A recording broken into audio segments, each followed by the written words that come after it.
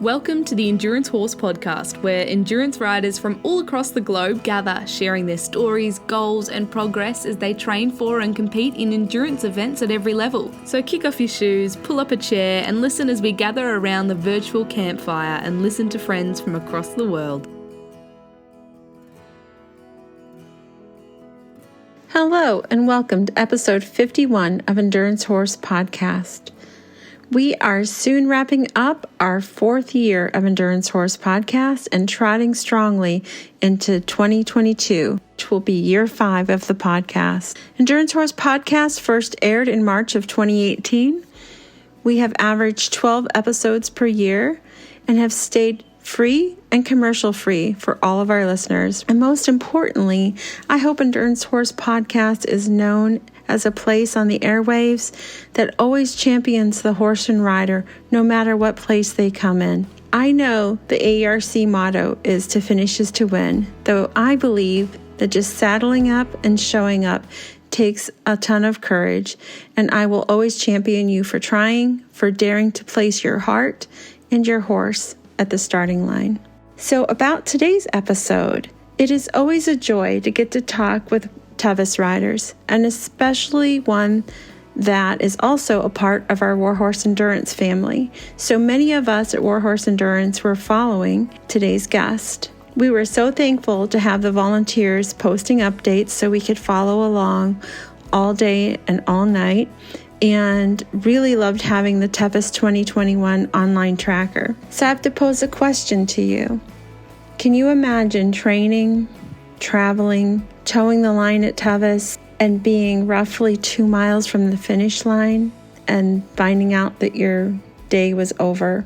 That is exactly what happened to our next guest, Lynn Atcheson of Washington State. Lynn's horse Banner has a distinctive look to him. With his bright coloring, he's a paint horse, but he's listed as a Corab on there.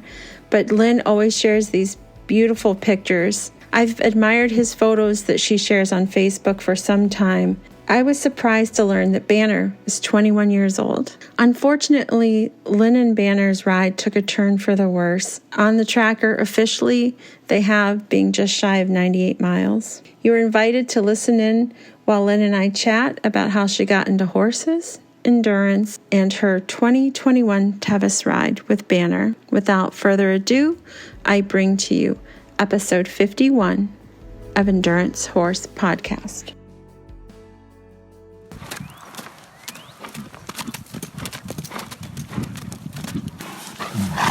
Today on Endurance Horse Podcast, we're speaking with Lynn Atcheson. This was her first attempt at Tevis in 2021.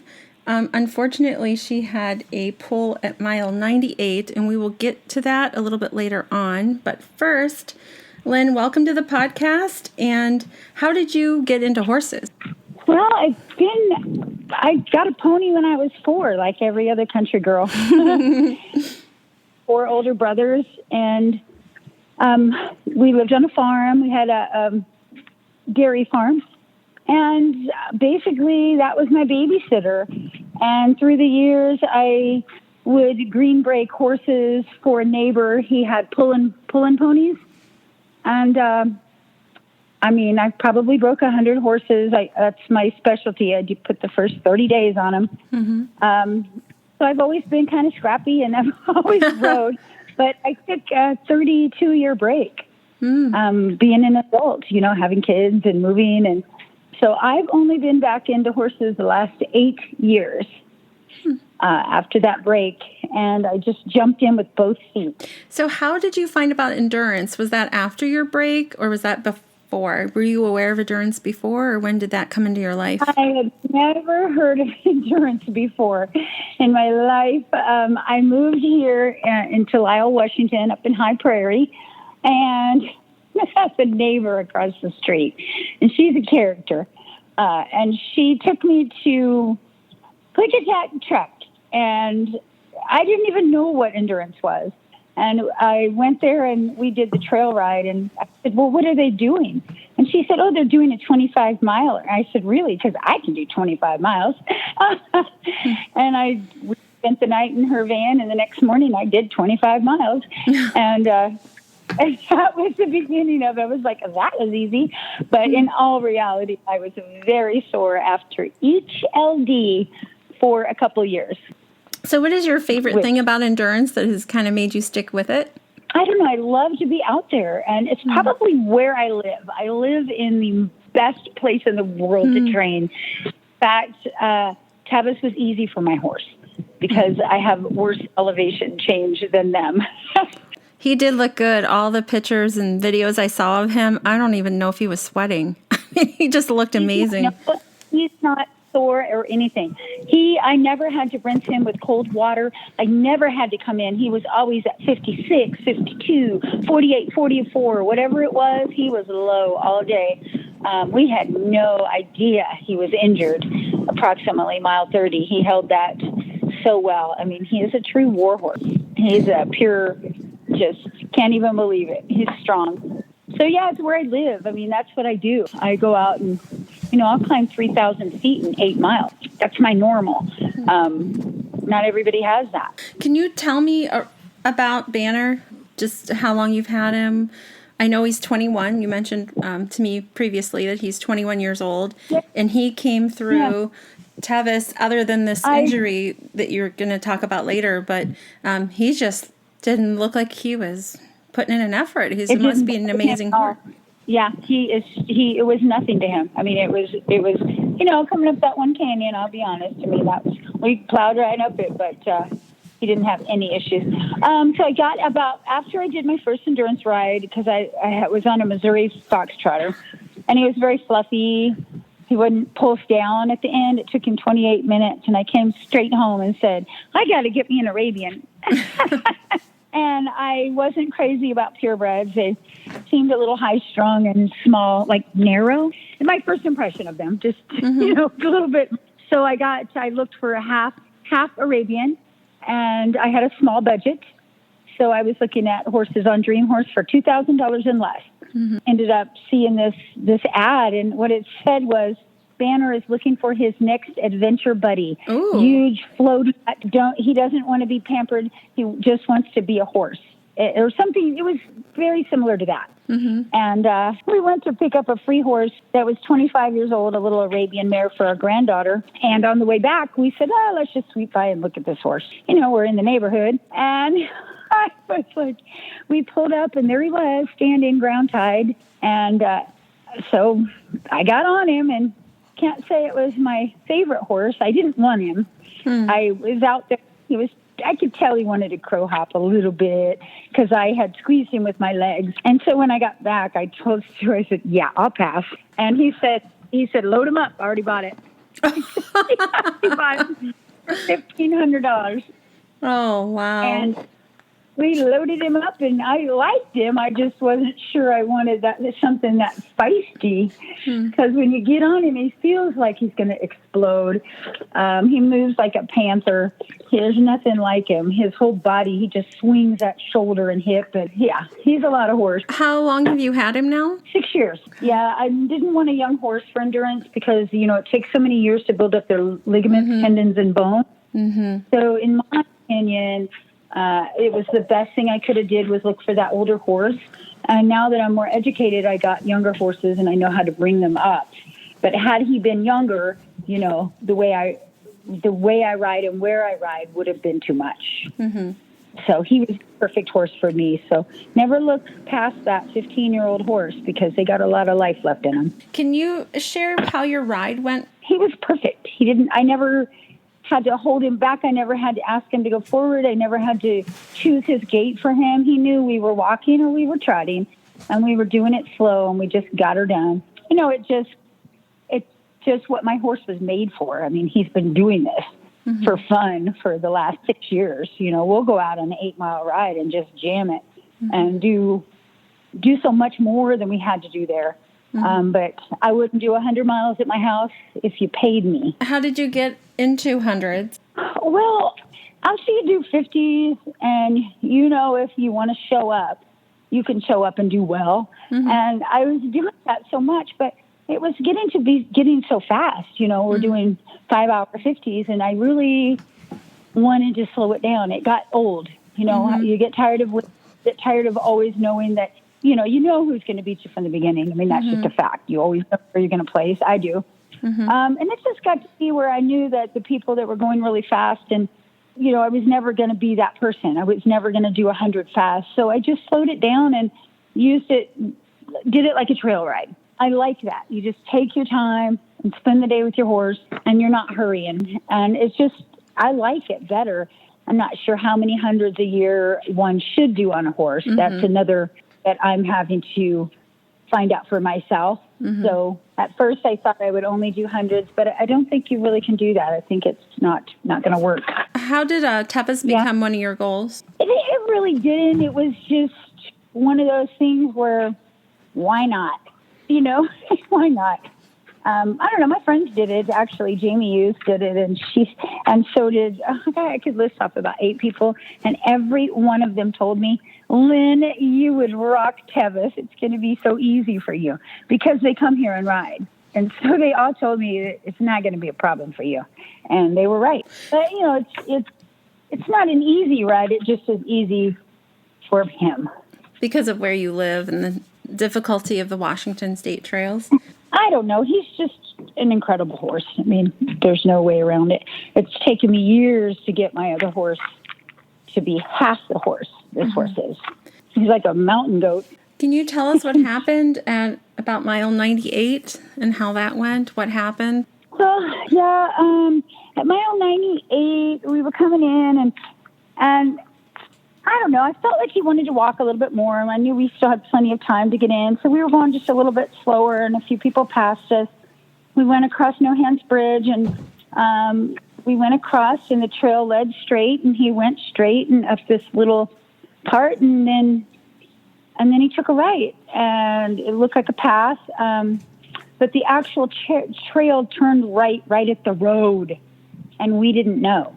And there wasn't Tevis, I don't know if you know this, but there's not a lot of glow sticks. There's not a lot of stuff. I mean, it could be, trust me, there's the least glow sticks of any ride I've ever been to by 10. It's crazy, but it seemed to work out. It seemed to work out all day long. We were following everything. It was going good. So he took that right, and there was 4 feet of trail because I could see because he has glow sticks on his breast collar. And then there was a tree, and so I squeezed him through it, and then everything just went to shit and crumbled. I mean, it was just the ground fell away, and it was just big boulders and loose rock. And so we stumbled down about another 12, 15 feet at the most, and stopped. And I still thought we were on a trail. I thought it was just a bad trail. And I tried to get him to go forward, and he refused. So I got off and was looking, and I noticed that about 4, 5, 6 feet in front of us was a sheer drop-off down to the road. And everything crumbling. And so I stood there, and I was thinking, I was panicked. After a couple minutes, I thought, shit, I got to get this horse turned around. And I still didn't know he was hurt. And so I went to on the other side of him and went under his neck. And I asked this horse, him, he has to turn around. And so I asked him, and he just hopped up and leaped over on his ass and just turned around right on the trail. And as soon as he came down hard, that was it. Bam, his leg came up, and he wouldn't ever put it down again. And I thought he broke his leg. Oh, God. So I'm there, and I'm scared, and I just started yelling for help. I'm like, help. Somebody help me. And I was just yelling as loud as I could. And finally, somebody was walking up and saying, where are you? Can I help you? Or I don't know what he was saying, but he came up and looked at the situation and said, oh, shit, I'm going to call it in. And he called and got the ball rolling. Thank God he was out there. Yeah, and I could hear the other riders passing by, and I was yelling to them. But, they're riding by. They're in an endurance race. They're running. They can't help me. So, yeah, I was really lucky that we had a crew down there because the riders could hear me, but there was nothing they could have done. They couldn't have. They needed to keep going. Yeah. So I wasn't trying to get the riders involved, and I did not. But, yeah, so they came pretty quickly, and they really was pretty good about the rescue effort. Was amazing to watch what they did. They took rope and made a mesh net all through the trees beside us. They were small trees, and just basically made it to where if that horse gets out of control, it couldn't fall to its death. Couldn't fall down. So, but we couldn't get him to go no matter what. So we had to call a vet in, and they had to give him pain. They had to block his leg. Okay. I don't know, numb the leg. And then after we waited about 10 minutes, and then he did hop up. And after a few steps, I think he realized that the pain wasn't excruciating anymore. And so they got him down. But by that time, it was daylight. So they got him up out of there and put the vet from Tevis was awesome. I wish I knew her name. It's just one of those things where in emergencies, you don't really, everything got fuzzy. But she was very good. And she said she put something on his foot to stabilize it because they were thinking coffin bone fracture because the back of his heel bulb had a cut. Nobody knew about this stick that had been jabbed in there because we saw blood before mile 30. And when we finally got transported to the emergency, and I had Stuart come up and, of course, get everything situated with the credit card and all that. And then we were out there in the parking lot, and she comes out with a rubber glove holding this stick and shaking her head. Apparently she was palpating the wounds, and the one on the top of the coronary band, she felt something hard in there. Oh, wow. And she pulled it out, and that stick, as long as my index finger was stuck, I thought it went up the leg, but it now that people have read stuff, anyway, it didn't go up the leg. It went down into the hoof. Ooh. From the top. And it was there all day. Wow, day Banner. long. Wow. And so she said, had this not been found, it would have, it was tickling a coffin joint. And had that not been found right then and we let it go, it would have probably ended up very grim for him, like maybe life ending, because you can't, once they get an infection in the bone, it's over for him anyway. It was just such a blessing in disguise. I mean, it saved my horse's life. Ever have good, bad luck, I got it. He went to the vet clinic and they found that and they irrigated the wound. And so how is Banner's prognosis now? 100%. Yeah. How's he doing? He's perfectly fine. You told me online he was pulling you around now. Yeah. Oh, God, when you go to lead him, that's why I rode him all through Tevis, because I got off one time to lead him, and he just plows you over. He's just a powerhouse. He wants to go fast. He wants to walk 7 miles an hour. It's crazy. He's just, I don't know. I had to ride him because I couldn't lead him like I wanted to lead him sometimes to be nice to him, but... Do you have any advice for riders? I mean, you said you're bringing your other horse along. Banner's a little bit of an exception. But if somebody was going to ride Tevis, do you have any hints for them to make the cutoffs or what to do at the vet checks? Overall, our podcast is more of a story podcast, but the riders do sometimes like a little bit of advice and tips and tricks. Sure. Well, I would definitely be doing your hill work. You've got to have a fit horse to be to Tevis to get there. Don't go to Tevis unless you're ready, unless your horse everything's perfect. If it's been having an issue that year, wait till the next year. Any little thing is going to be bigger at Tevis. Any problem you have is going to be exact, So you need to have your horse fit. You need to make sure your horse is hydrated. Don't start the ride with a B skin tint. You need to do what you got to do to start right and get your tack right. Show up. Try to get to the first vet check hour and a half ahead of time, because you're going to lose time from then on. You're never going to be able to keep the whole hour ahead, because it does get tougher. And just don't hurry and don't waste time. Don't waste any time, and don't go down to that river if you don't have to. That'll save you 20 minutes at minimum. I blew by a bunch of people just because I didn't go down to the river. They said there's water afterward, but my horse wasn't hot. So horses were overheating left and right, and he never got hot all day. That saved me some time. Yeah, and if you're going up that steep canyon, let him take a breath. Let him go a couple zigzaggers and take a 3 or 4 second break, and go on and take a break, and just take it slow and easy and get it done. And any horse can do it. You just take your time. That's all. And electrolyte more often. So do a half a tube every, hour and a half or whatever. But just know you're going to go through a lot of electrolytes or whatever. Do you make your own electrolyte? No, I've been using Restore because it has a stomach buffer. You get the powder because it's cheaper and mix powder with applesauce and do it that way at the trailer and stuff like that because the tubes can get quite pricey, my own in that way. What do you carry with you going down the trail? I'm a minimalist, so I carry 2 Gatorades, a great big water.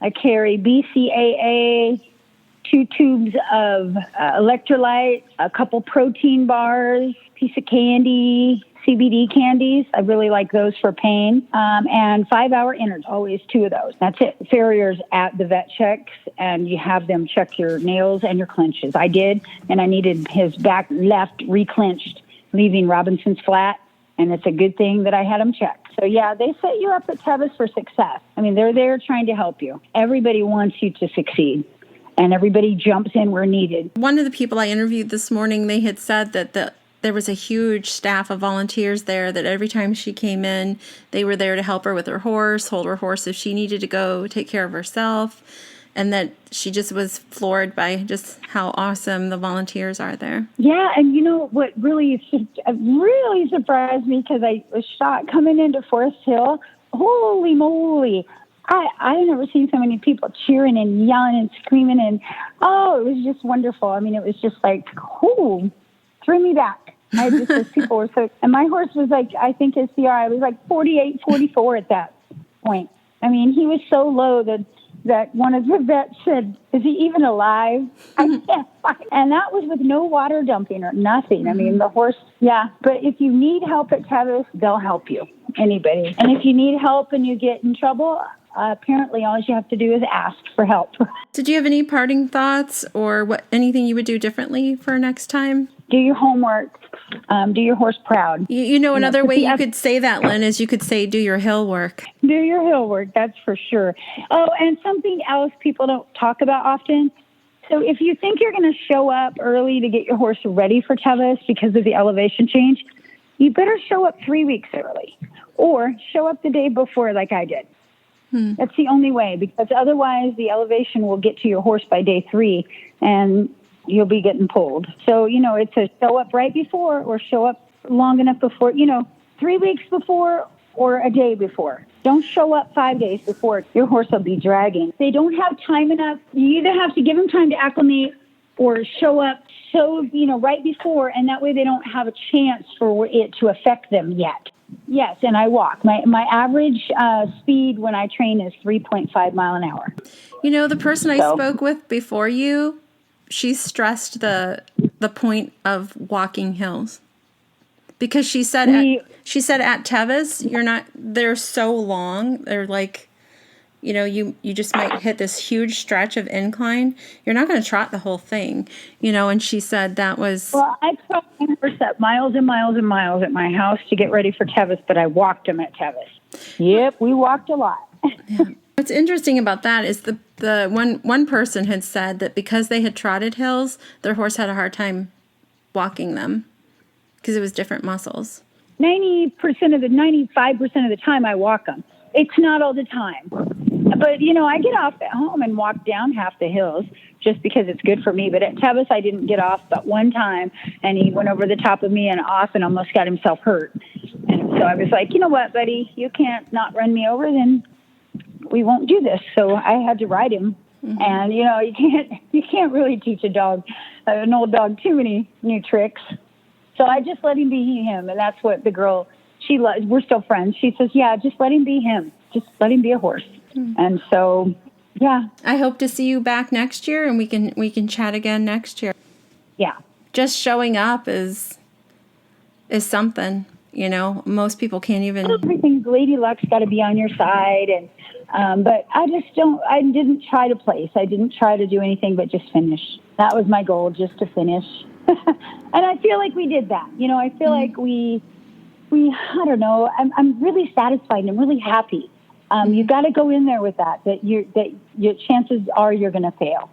And you just have to do every mile by mile and enjoy it. And, don't ever be upset by getting pulled at an endurance ride, because that's part of the game. Yeah, that is so true. Mm-hmm. Yeah. They'll just have to come back and try again. Yeah. Thanks so much for chatting with me. And I hope to talk with you again soon. Yeah, thank you. Have Thanks, a great day. Lynn. You too. Bye.